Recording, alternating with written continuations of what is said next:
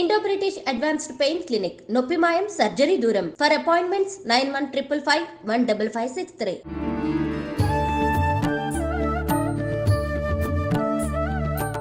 నమస్కారం, welcome to I dream. ధర్మ మార్గం విత్ విజిత కార్యక్రమానికి స్వాగతం.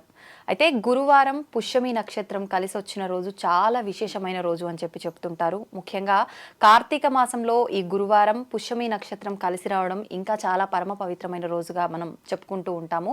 అయితే ముఖ్యంగా ఈ గురువారం పుష్యమి నక్షత్రం కలిసిన రోజున గనక మనం బంగారం కనుక కొంటే కొన్నదానికి రెట్టింపు కొనే స్తోమత మనకు కలుగుతుందని చెప్పి కూడా చెప్తూ ఉంటారు.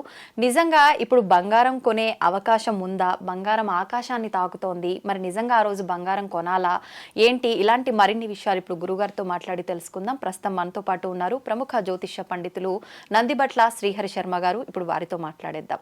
నమస్కారం గురుగారు.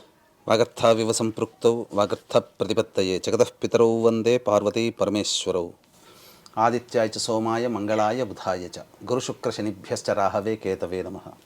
శృంగేరి జగద్గురు పీఠాధిపతులకి కంచి పీఠాధిపతులకి నమస్కారములు తెలియజేసుకుంటూ కార్యక్రమాన్ని ప్రారంభిద్దాం. గురుగారు, కార్తీక మాసం మామూలుగానే పరమ పవిత్రమైన మాసంగా చెప్పుకుంటాము. అంతే విధంగా మనము విశేషంగా ఆరాధిస్తుంటాము భగవంతుని మాసం అంతా కూడా. అయితే ముఖ్యంగా గురువారం పుష్యమి నక్షత్రం కలిసి వచ్చింది అంటే అది కూడా చాలా మంచి రోజుగా మనం చెప్పుకుంటాము.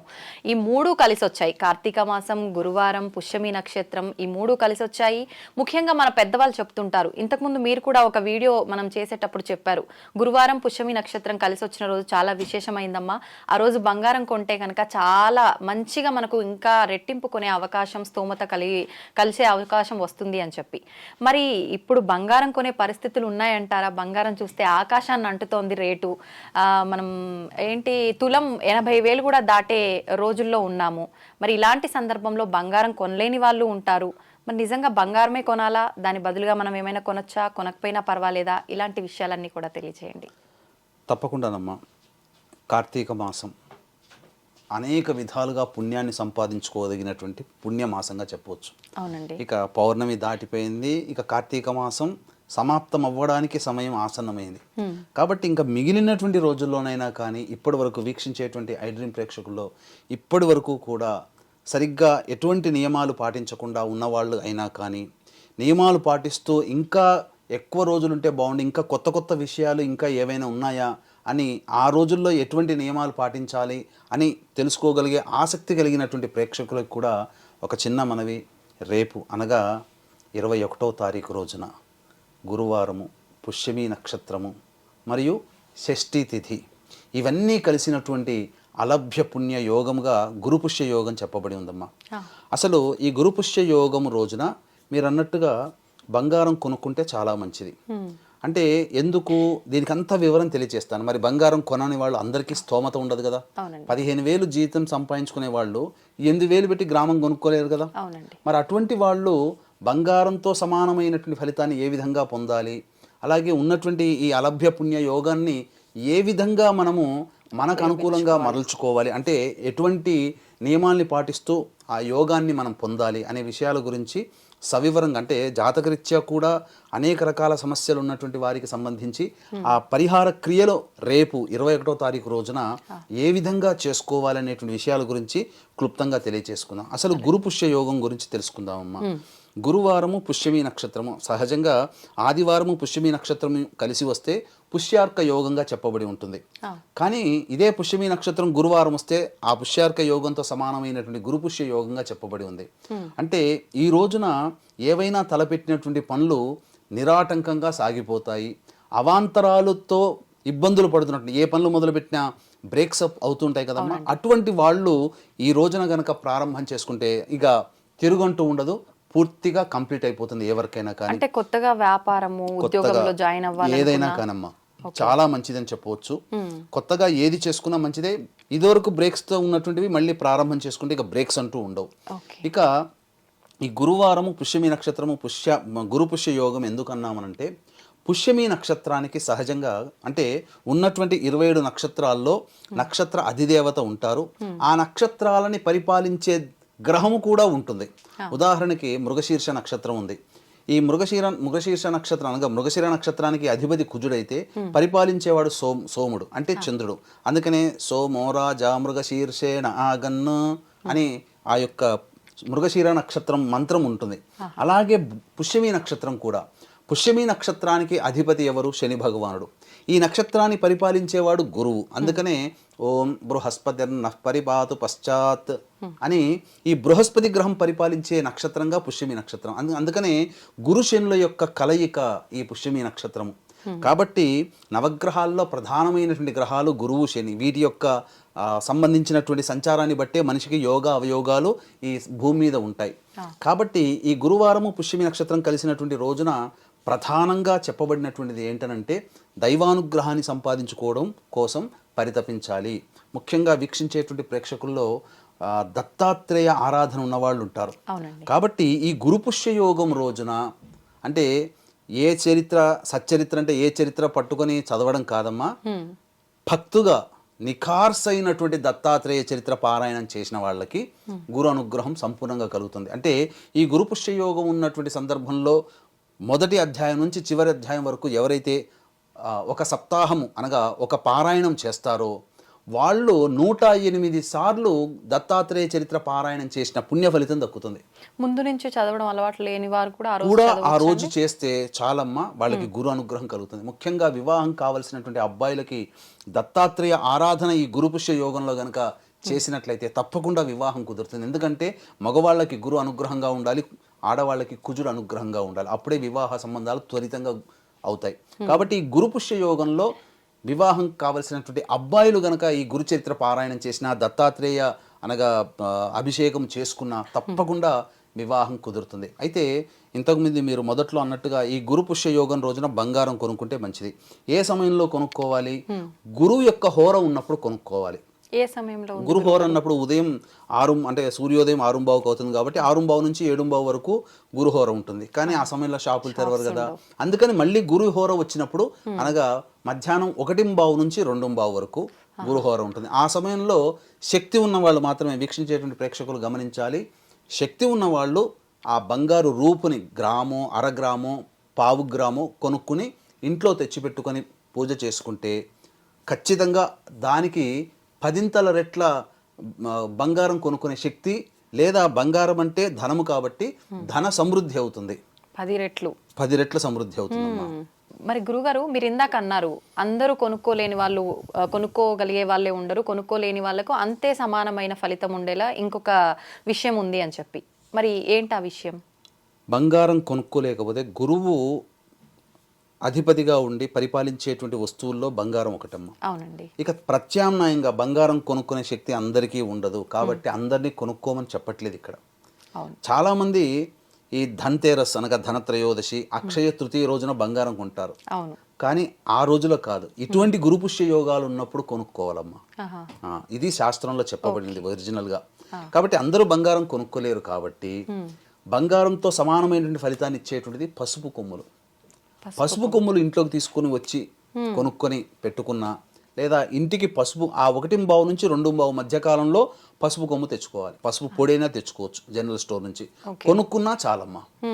లేదా ఆ సమయంలో ఎవరైనా వృద్ధాశ్రమంలో కానీ దేవాలయాల్లో కానీ పసుపుని దానం చేయండి. చాలా విశేషమైన గురుబలం పెరుగుతుంది ఆ 1:15 నుంచి 2:15 మధ్య కాలంలో. చాలా విశేషమైనటువంటిది యోగము. ఇలాగే ఇక చాలామంది అనేక రకాలైనటువంటి సమస్యలతో బాధపడుతూ ఉంటుంటారమ్మా. కాబట్టి ఇక్కడ ఈ బంగారం కొనుక్కునే సమయంలో కానీ పసుపు కొమ్ములు కానీ కొనుక్కునే సమయం 1:15 నుంచి 2:15 గురుహోర ఉంటుంది ఆ గురువారం రోజున. అయితే చాలా మందికి వచ్చేటువంటి సందర్భం ఏంటంటే రాహుకాలం 1:30 నుంచి 3 వరకు ఉంటుంది కదండి, మరి కొనుక్కోవచ్చునా అని అడుగుతారు. రాహుకాలము మన ప్రాంతంలో పాటించాల్సిన పని లేదు, మదరాసీయులకి మాత్రమే వాళ్ళు పాటించేటువంటిది.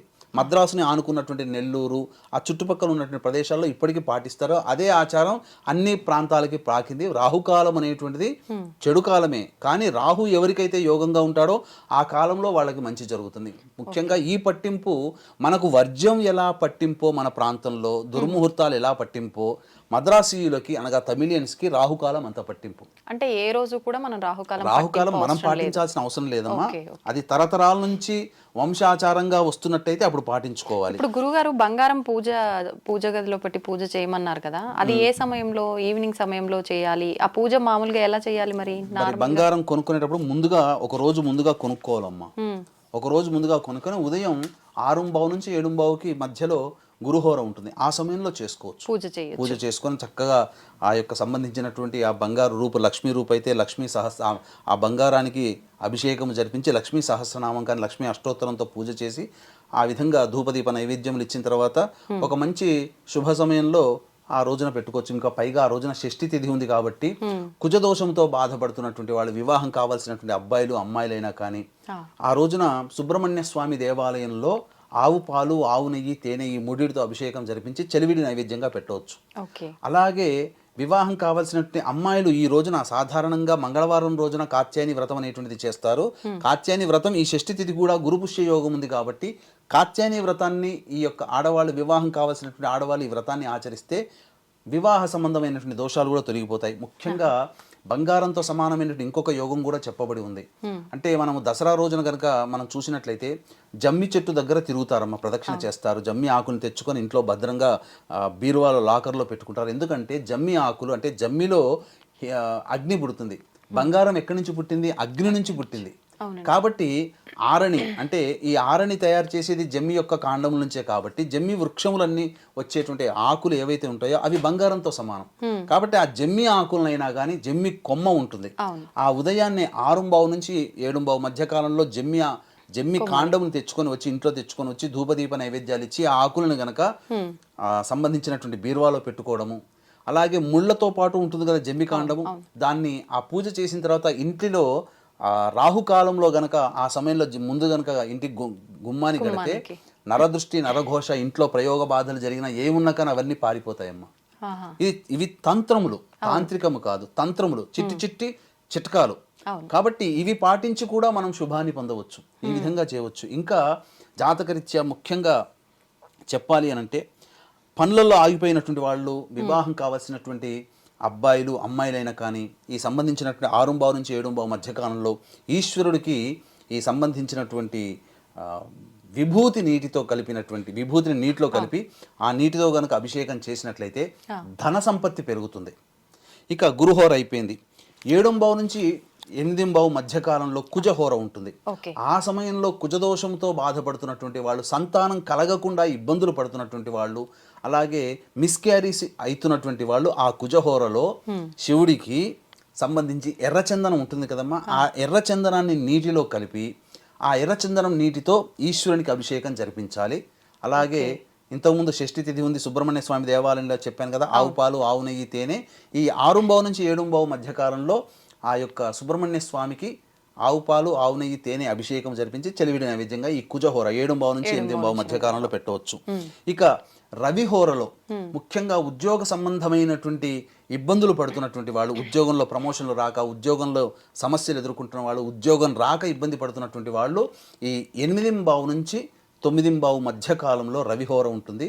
చెరుకు రసముతో ఆ యొక్క ఈశ్వరునికి అభిషేకం జరిపించినట్లయితే, లేదా లలిత అమ్మవారికి చెరుకు రసంతో అభిషేకం జరిపించినా తప్పకుండా ఉద్యోగ సమస్యలు తొలగిపోతాయమ్మా. ఇవన్నీ ఇంట్లోనే చేసుకోవచ్చా గురుగారు? ముఖ్యంగా ఉద్యోగ సంబంధమైనటువంటి వాటికి ఆ రామచంద్రుల వారి చిత్రపటం ఉంటుంది కదా, ఆ సమయంలో ఆ రవిహోరలో 8:15 నుంచి 9:15 మధ్యకాలంలో ఆ భరతునికి ఓం భం భరతాయ నమః అంటూ 1008 సార్లు చదివి వంకాయతో చేసినటువంటి కూర నైవేద్యంగా పెడితే చాలా విశేషంగా శీఘ్రంగా ఉద్యోగం వస్తుంది.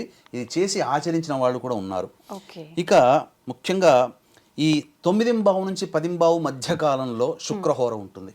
ఈ సమయంలో దాంపత్య సమస్యలతో బాధపడేటువంటి వాళ్ళు, అలాగే వివాహం కావాల్సినటువంటి అబ్బాయిలు అమ్మాయిలు ఈ పటిక బెల్లం ఉంటుంది కదమ్మా, ఆ పటిక బెల్లాన్ని కొద్దిగా పొడి చేసి ఆ నీటిలో వేసి ఆ నీటితో ఈశ్వరునికి అభిషేకం జరిపించి కరవీర పుష్పంలో అంటే గన్నేరు పుష్పంలతో కనుక అర్చన చేసి పాయసాన్నం నైవేద్యంగా పెడితే తప్పకుండా వివాహ సమస్యలు తొలగిపోతాయి.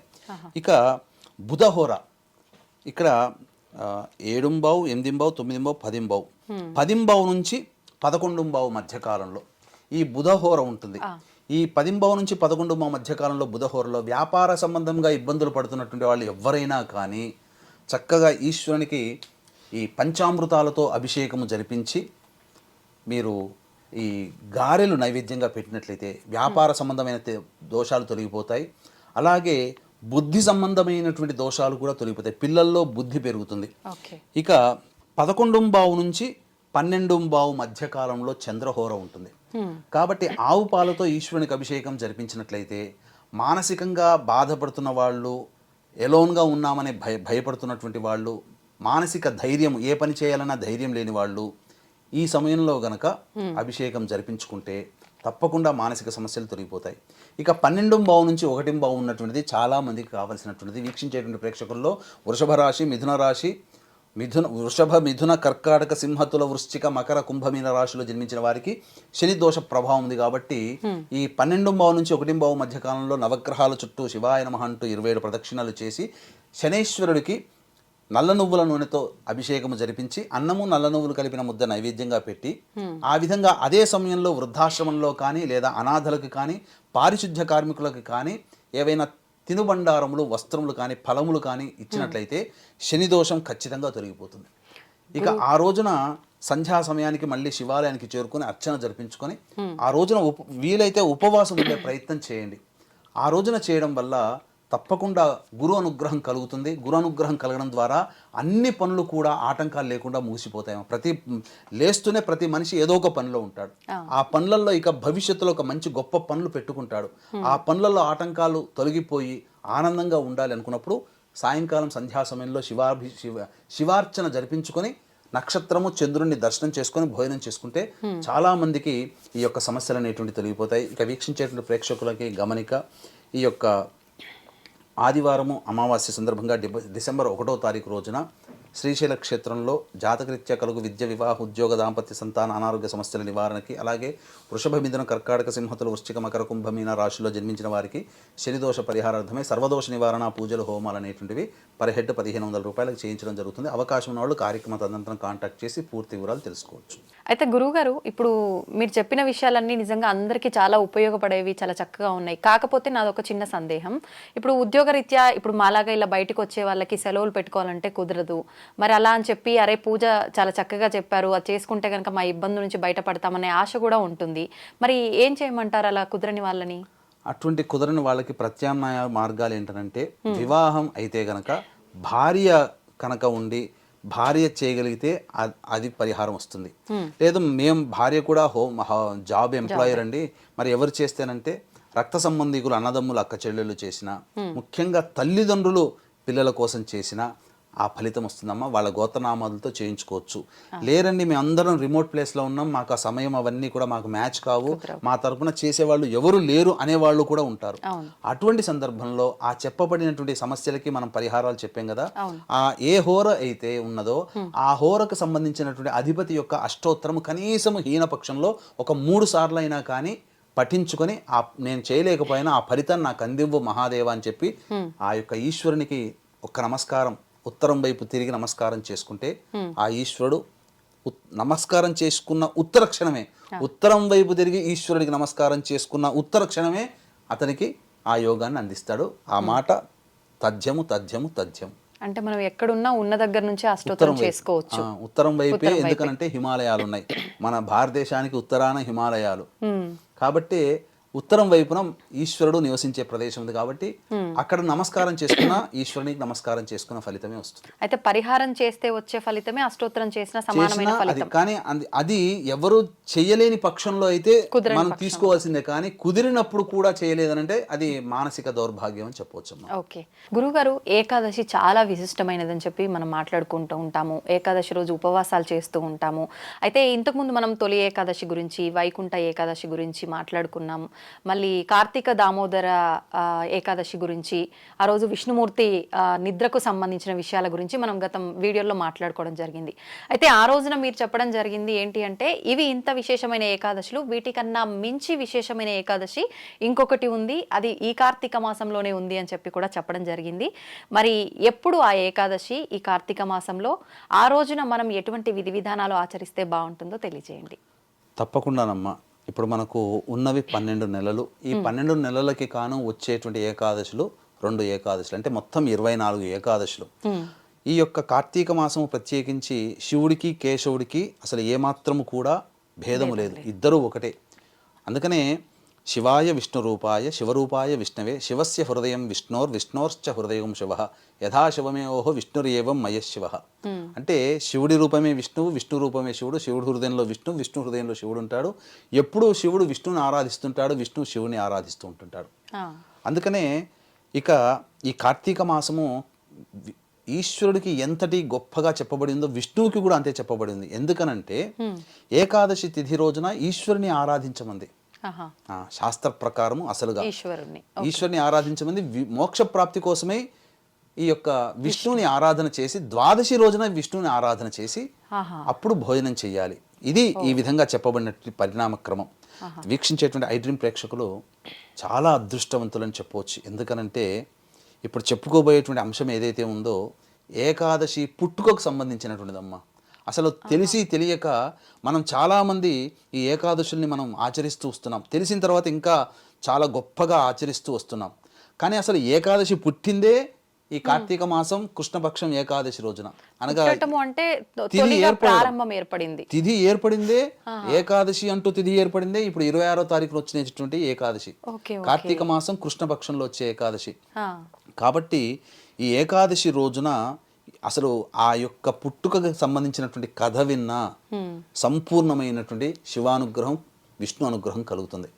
కాబట్టి అన్ని ఏకాదశుల్లో ఒక మణిపూస లాంటిది ఈ కార్తీక కృష్ణ ఏకాదశి, బహుళ పక్షంలో వచ్చేటువంటిది.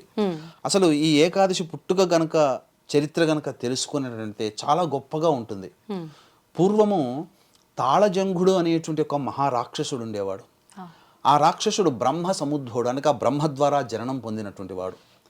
అయితే ఈ యొక్క తాళజంగుడికి ఒక గొప్ప కోరిక ఉంది. ఏంటనంటే నేను ఎట్లాగో త్రిమూర్తుల్ని గెలవలేకపోయాను, కాబట్టి త్రిమూర్తుల్ని, అంటే మనము ఎలాంటి మనస్తత్వం అంటే మనకి ఇప్పటికీ కూడా మనం చేయలేని పనులు, మన కోరికలన్నీ కొడుకుల రూపంలో తీర్చుకుంటాం, సంతానం ఆడపిల్లల రూపంలో తీర్చుకుంటాం. నేను ఆడలేకపోయాను క్రికెట్, టెండూల్కర్ వచ్చాడు, అలా అనమాట. అంటే ఇలా నా కొడుకు కూడా త్రిమూర్తుల్ని జయించాలి అనే ఉద్దేశంతో గొప్ప తపస్సు చేసి అటువంటి కొడుకును సంపాదించుకోవాలని బ్రహ్మవర ప్రసాదం చేత ఆ వరాన్ని పొందాడు. ఆ వర ప్రభావము చేత ఆ కొడుకు జన్మించాడు, మురాసురుడు అనేటువంటి ఒక రాక్షసుడు. ఆ రాక్షసుడు జన్మించిన దారభ్యత అనేకమైనటువంటి దుష్ట కృత్యములు చేస్తూ సమస్త లోకాన్ని పీడింపచేస్తూ అడ్డు వచ్చినటువంటి వాళ్ళని ఇబ్బంది పెట్టేవాడు. ఇలా ఇంద్రాది దేవతల్ని మరియు బ్రహ్మని శివుణ్ణి కూడా ఓడించి బందీలు చేసేశాడు. ఆ విధంగా బ్రహ్మశివులు ఇంద్రాది దేవతలందరూ కూడా విష్ణు దగ్గరికి మొరపెట్టారు. ఎందుకంటే సృష్టి స్థితి లయకారకాలలో స్థితికారకుడు, అనగా రక్షించేవాడు, పోషించేవాడు, పరిపాలించేవాడు విష్ణువే. కాబట్టి ఈ విష్ణువు దగ్గరికి వెళితే అందరూ మొరపెట్టుకోగానే ఇక ఎట్లయినా తప్పదు, ఇక నేను దిగక రంగంలోకి రాక తప్పదు అని చెప్పి ఈ యొక్క మురాసురుడితో 1000 సంవత్సరాలు ద్వంద్వ యుద్ధం చేశాడు. 1000 సంవత్సరాలు ద్వంద్వ యుద్ధం చేసిన తర్వాత కూడా అతని శక్తి తగ్గిపోలేదు. విష్ణువు అలసిపోయాడు. సింహవతి అనేటువంటి ఒక గుహ దగ్గరికి చేరుకొని ఇక ఆ గుహలో విశ్రాంతి తీసుకుంటూ, ఇక ఎట్లయినా కానీ ఈ విశ్రాంతి నుంచి నేను బయటపడగానే ఆ మురాసుని ఖచ్చితంగా సంహరించి తీరాలి అని చెప్పి మనస్సులో ప్రతిజ్ఞ పూనుకొని విశ్రాంతి తీసుకున్నాడు. ఆ విశ్రాంతి తీసుకునే సమయంలో ఉచ్ఛ్వాస నిశ్వాసలకి అనుగుణంగా ఆ విష్ణు యొక్క శరీరం నుంచి ఒక కన్య ఉద్భవించింది. ఆ కన్య ఉద్భవించింది అనగా ఆ కన్య ఏ కారణం చేత ఉద్భవించిందో ఆ కారణాన్ని సమాప్తి చేసింది. అంటే మురాసురుడితో యుద్ధం చేసి ఆ మురాసురుడిని సంహరించింది ఆ కన్య. సంహరించిన తరువాత అప్పుడు ఆ యొక్క నిద్ర నుంచి విశ్రాంతి నుంచి మేల్కొనగానే ఎదురుగా చూస్తే మురాసురుడు కనబడతాడేమని చెప్పేసి చక్రాయుధము గదాయుధం పట్టుకొని లేస్తాడు. లేవగానే ఎదురుగా కన్య కనబడుతుంది. ఎవరమ్మా నీవనంటే నీ యొక్క సంకల్పం చేత పుట్టినటువంటి దానిని అని చెప్తాడు. అని చెప్తుంది ఆ కన్య. అనగానే ఏ నా సంకల్పం అని చెప్పి ఆలోచన చేస్తే మురాసుని యొక్క సంహరించబడిన శరీరం అంటే ఎవరు చంపారంటే నేనే చంపాను అని చెప్తుంది. అంట నేను చేయాల్సినటువంటి గొప్ప పని నువ్వు చేసావమ్మా, నీకేం వరం కావాలి కోరుకో అని అడుగుతుంది. అనగానే అప్పుడు నాకు 3 వరాలు కావాలి స్వామి అని అడుగుతుంది.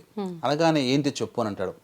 అన్ని తిథులలోకెల్లా నేను అగ్రతాంబూలం నాకు రావాలి, ఆహా. అందరికంటే ఎక్కువగా నేనే నీకు ప్రియమవ్వాలి. ఆ. తర్వాత నేను పుట్టినటువంటి తిథి రోజున ఎవరైతే నిన్ను ఉపవసించనగా ఉపవాసం ఉండి నిన్ను ఆరాధన చేస్తారో వాళ్ళకందరికీ కూడా మోక్షం కలుగుగాక అని ఈ 3 వరాలు కోరుకుంది. ఆహా. కోరుకోగానే తథాస్తు అంటాడు. అందుకనే ఏకాదశి తిథి విష్ణువుకి చాలా ప్రియమైనటువంటిది. అందుకనే ఆ ఏకాదశి రోజున ఆయనని ఆరాధన చేస్తూ ఉపవాసం చేసి ఆరాధన చేస్తూ ఆయన తిథి అయినటువంటి ద్వాదశి తిథి రోజున ఉండి భోజనములు అభ్యాగతులకి భోజనం పెట్టి తాను భోజనం చేస్తాడో యజమాని, అతనికి మోక్షం ఉంటుంది. అలా తర్వాత ఈ ప్రియమైనటువంటిదిగా ఉన్నది. తర్వాత ఏకాదశి తిథి ముఖ్యమైనటువంటిదిగా ఉన్నది. ఈ విధంగా ఈ ఏకాదశి తిథి పుట్టుకొచ్చిందమ్మా.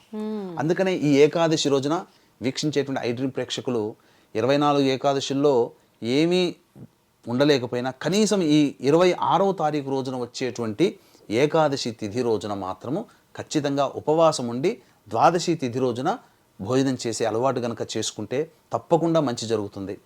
వీక్షించేటువంటి ప్రేక్షకులకి గమనిక ఏంటంటే ఈ డిసెంబర్ 1వ తారీఖు రోజున ఆదివారం అమావాస్య సందర్భంగా శ్రీశైల క్షేత్రంలో జాతకరీత్యా కలుగు విద్య, వివాహ, ఉద్యోగ, దాంపత్య, సంతాన, అనారోగ్య సమస్యల నివారణకి మరియు వృషభ, మిథున, కర్కాటక, సింహతుల, వృశ్చిక, మకర, కుంభమీన రాశుల్లో జన్మించిన వారికి శనిదోష పరిహారార్థమే సర్వదోష నివారణ పూజలు, హోమాలు పర్ హెడ్ 1500 రూపాయలకి చేయించడం జరుగుతుంది. అవకాశం ఉన్న వాళ్ళు కార్యక్రమ తదనంతరం కాంటాక్ట్ చేసి గోత్రనామాలు నమోదు చేసుకోవచ్చు.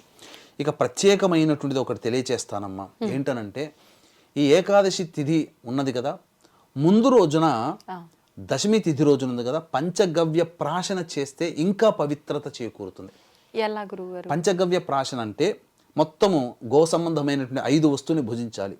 ఆవు పాలు కొద్దిగా ఒక 20 ml, ఆవు నెయ్యి కొద్దిగా ఒక 2-3 గ్రాములు, తర్వాత ఆవు పెరుగు ఒక 5 గ్రాములు, తర్వాత ఆవు పేడ చిరికెడంత, గోమూత్రము అది ఒక 5 ml. ఇవన్నీ కలిపి చక్కగా కుటుంబ సభ్యులందరూ కనుక తీసుకుంటే ఆ విధంగా శరీరం అంతా కూడా శుద్ధైపోతుంది. దశమి రోజున సంధ్యా సమయంలో తీసుకోవాలి. 6:15 నుంచి 7:15 మధ్య కాలంలో తీసుకోవాలి.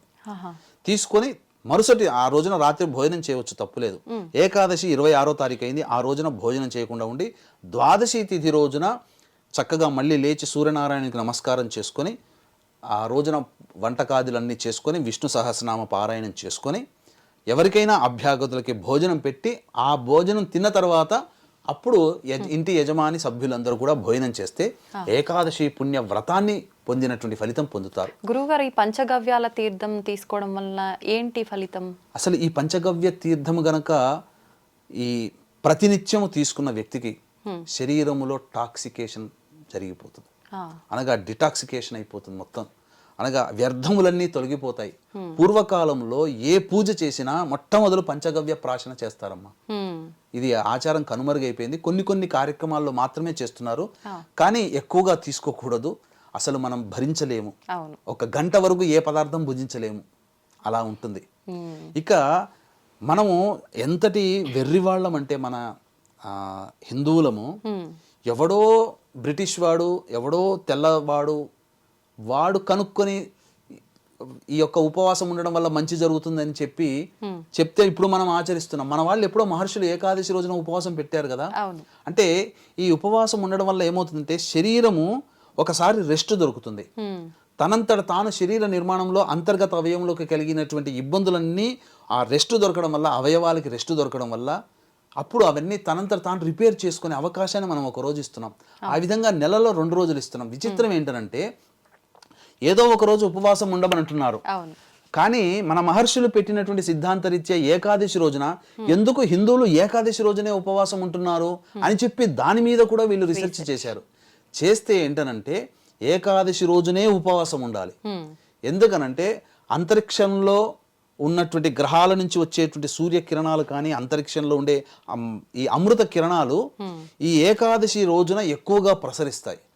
ప్రసరించి ఈ యొక్క మన శరీరం అంటే ఏంటమ్మా, అంతా రంధ్రాలు. ఇప్పుడు మనకు కనబడుతుంది చర్మం ఇలా కప్పబడి ఉన్నట్టు ఉంటుంది, కానీ ఒకసారి మనం టెలిస్కోప్ లో పెట్టి చూస్తే అన్ని రంధ్రాలే. మరి ఈ రంధ్రాల గుండానే కదా కిరణాలన్నీ కూడాను వచ్చేటువంటి మన శరీరంలోకి ప్రవేశించేది. కాబట్టి ఆ ఏకాదశి రోజున వచ్చేటువంటి కిరణాలు మన శరీరము తీసుకుంటుంది. శరీరం అలా తీసుకోవాలి, అబ్జర్వ్ చేసుకోవాలంటే శరీరంలో ఎటువంటి ఆహారం ఉండకూడదు. అందుకనే గ్రహణాలు వచ్చే సమయంలో ఎటువంటి ఆహారం తినకూడదని నియమం పెడతారు. ఎందుకనంటే ఇందుకే. అందుకనే అమృత కిరణాలు కూడా ప్రసరింప చేయాలంటే శరీరంలో ఉన్నటువంటి రంధ్రములు ఉండకు, మా రంధ్రంలో గుండా రావాలంటే శరీరంలో ఎటువంటి ఆహారం ఉండకూడదు. గురువుగారు, ఉపవాసం అనగానే కొంతమంది ఏమో మేము ఉండలేమని చెప్పి లిక్విడ్స్ తీసుకుంటూ ఉంటారు, కొంతమంది ఫ్రూట్స్ అని చెప్పి లేదంటే అల్పాహారం తీసుకొని చేస్తుంటారు. ప్రత్యేకించి ఏకాదశి ఉపవాసం అంటే ఏమి తినకుండా చేయాలా, ఎలా చేయాలి అసలు? కటిక నిర్జల ఉపవాసం ఉండేటువంటి విధి కూడా ఉంటుంది. ముసల్మాన్లు రంజాన్లో చేస్తారు కదా నిర్జలు, అనగా మన ఎంగిలి కూడాను మింగరు వాళ్ళు, లాలాజలాన్ని కూడా మింగరు. అలా కూడా మన దగ్గర ఎప్పుడో ఉంది నిర్జల ఉపాసన అంటారు. అంటే మన కడుపులోకి జలాన్ని కూడా పంపించకుండా, అంటే లాలాజలాన్ని కూడాను మనం తీసుకోకుండా ఉండేది నిర్జల కటిక. అది అందరికీ సాధ్యం కాదమ్మా. ఇక ఈ కాలంలో అందరికీ బీపీ షుగర్లు ఉన్నాయి, కానీ దైవతారాధన చేయాలనే కోరిక ఉంటుంది. అటువంటి వాళ్ళు మీరు అన్నట్టుగా లిక్విడ్స్ కానీ పాలు పండ్లు ఇతర ఉడికించిన పదార్థాలు కాకుండా పాలు పండ్లు తీసుకొని ఉండవచ్చు. నిజంగా ఉపవాసం ఉండే శక్తి ఉంటే ఉపవాసం ఉండవచ్చు, తప్పేమీ లేదమ్మా. ఇంకొకటి చెప్పాలనంటే ఈ యొక్క ఏకాదశి రోజున అన్నము తింటే మహాపాపం అని చెప్పి అని అన్నారు. ఎందుకనంటే ఇక్కడ కలియుగే అన్నగత ప్రాణ, జీవులకి ఆధారము అన్నము. కాబట్టి ప్రాణంతో సమానమైనటువంటి దాన్ని మనం భుజించినట్లయితే మనకు దోషం వస్తుంది. అందుకనే అన్నాన్ని భోజనం చేస్తే రాక్షస భోజనంగా భావించబడి ఆ ఏకాదశి తిథి రోజున భోజనం చెయ్యరు ఇప్పటికీ కూడా. Okay okay. అయితే చాలా మంది ఉపవాసంలో ఉన్న వాళ్ళు ఇంటికి సమయానికి వెళ్ళలేకపోతే, ఉపవాసం నుంచి విరమణ తీసుకోవడానికి కుదరకపోతే ఖర్జూరం దగ్గర పెట్టుకొని ఉపవాస విరమణ కోసం ఖర్జూరం తింటారంట. అలా చేయొచ్చా? తీసుకోవచ్చు. ఉపవాస విరమణకి గనక ఎప్పుడైతే మజ్జిగ తీసుకుంటామో ఉపవాస విరమణ కూడా అవుతుంది. ఎందుకంటే మనం భోజనం చేసేటప్పుడు ఆఖరిన కలుపుకునేది మజ్జిగే కదా, దాంతోనే సమాప్తం అవుతుంది కదా. మజ్జిగ తాగినా సమాప్తం అవుతుంది. అందుకని ఉపవాసం ఉన్నప్పుడు ఎట్టి పరిస్థితుల్లో కూడా శరీరం చల్లబడాలని చెప్పి మజ్జిగ తాగారంటే ఉపవాస నియమం పోతుంది. గురుగారు, మరి ఇప్పుడు ఉపవాసంలో ఉన్నప్పుడు ఆలయంకి వెళ్ళామే అనుకోండి, పంచామృతాలది తీర్థం ఏమైనా ఇస్తారు, అందులో ఖచ్చితంగా దేవత సంబంధించిన తప్పులేదు. అందులో మజ్జిగ ఉండదు కదా, కొద్దిగా కలుపుతారు. పర్వాలేదు అయితే. అలా నిజంగా చాలా మంది ఏకాదశి ఉపవాసం గురించి ఒక వీడియో చేయమని మనకు కామెంట్ కూడా పెట్టారు గురుగారు. నేను అది రీసెంట్గానే చూశాను. నేను చెప్పేలోపే మీరే ఈ టాపిక్ చేద్దామన్నారు. నిజంగా ఇంత మంచి పవిత్రమైన విశేషమైన ఏకాదశి విశిష్టత గురించి, ఉపవాస నియమాల గురించి తెలియజేసినందుకు ధన్యవాదాలు గురుగారు. సర్వం శ్రీ ఉమామహేశ్వర పరబ్రహ్మార్పణమస్తు.